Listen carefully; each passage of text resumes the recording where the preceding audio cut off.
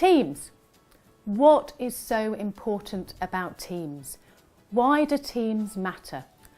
What I'd like to do is spend the next 5 or 10 minutes just going through why teams are critical for the success of your organisation. Firstly, it's not just us at Belbin who are talking teams. Teams are something that's being mentioned all over the world, looking from Harvard to Cambridge University. Everybody is talking teams. Teams are really important. And it's not just us at Belbin who are saying this. There's literature out there from various sources worldwide really saying that teams are critical for the long-term success of organisations. EY carried out a study back in 2013, and overwhelmingly they found the respondents to this survey said that teams are going to be critical, and they're going to be critical towards the success and the future competitiveness.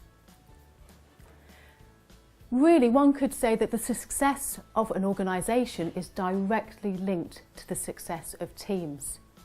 And very often we find that, don't we, is that we can have a group or a team of very, very successful people, but sometimes that doesn't actually mean that the organisation is successful.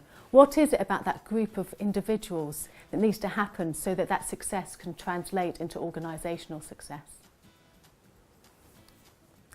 So what is a team? A team can be many things. It can be a sports team. We talk about teams all the time. Teams is in the lexicon of everyday language. But we're not talking about teams as in a sports team or who you feel part of, whether or not you have the same sweater, the same jumper, you shout for the same team. Perhaps the question should be not what is a team, but what makes an effective team in the workplace. The first thing that makes an effective team in the workplace is that it needs to have purpose. Everybody within that team needs to understand what the objective of the team is. And this needs to be communicated and understood by each team member. It's no good just being held by the manager. Everybody needs to understand. Egos need to be left at the door. Teams really aren't a place for egos, and each member of the team should be chosen for what they can contribute, not for their seniority, not for their job title, but their unique contribution. Google have also written lots of stuff about teams, and they've said who is on a team matters less than how the team members interact, structure their work and view their contributions. Dynamic interaction. Again, this is crucial. People should be able to come and go as and when they are required. There should be interaction between the individuals within the team. And therefore there should be shared leadership. There shouldn't just be one person calling the shots. Depending on what the team is doing at that particular time will have an influence on who should be leading that team then. It's not the same person all of the time. Another study by Google has really shown that psychological safety is critical. Team members need to trust one another. Unless you have trust, you don't have a team.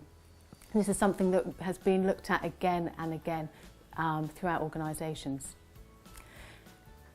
The other thing which people don't always see about teams, which is potentially the most critical, is the size of the team.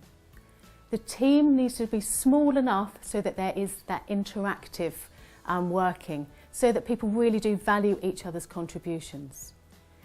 The CEO of Amazon puts it really well when he says that if he sees more than 2 pizzas being delivered into a team meeting, he knows that that actually is too many people. Small teams can deliver faster results, they engage people better, and people stay closer to their mission. So that is really critical.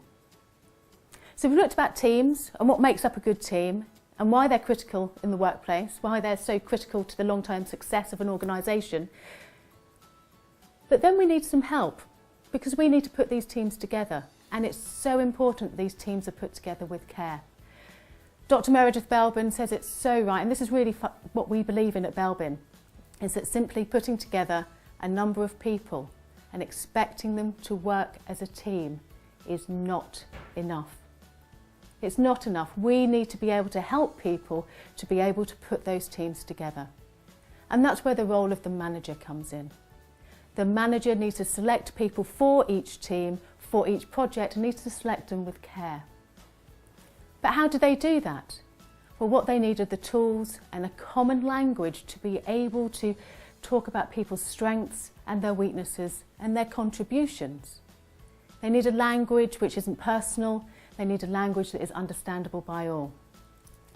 This is where Belbin Team Roles comes in. It gives managers that language of being able to say where people's strengths are and who should be working together at the time. Teams are critical. We know this. The long-term success of your organisation will depend on the success of its teams. What we think you should be doing now is perhaps going to Belbin's website and looking at how you can implement the Belbin Team Role language to really help those managers put those teams together and really work with them. Again, simply putting together a number of people and expecting them to work as a team is not enough.